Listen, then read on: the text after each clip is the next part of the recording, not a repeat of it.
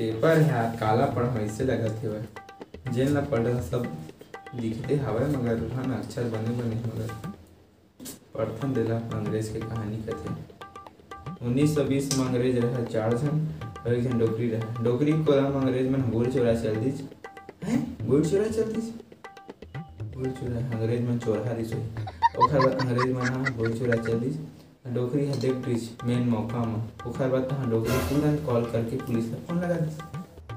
कितना बेरा आज ये दे अभी आया बेटा अभी आया थे पढ़ा था बने।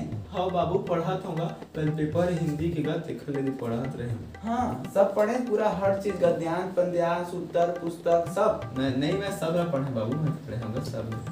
हाँ चल ले बता तो विलोम शब्द जानता है विलोम शब्द।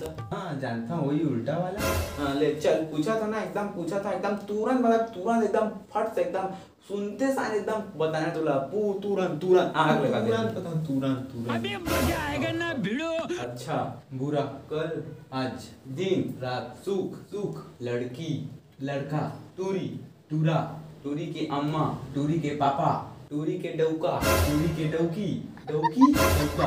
अरे पागल अरे होशियार वाह रे मूर्ख वाह रे विद्वान इसने तय हो गए पास इसने तय हो गए फेल। हे भगवान हे राक्षस चुप बोल तय जा बे तैयार जा बोले ना आ बोलो ना।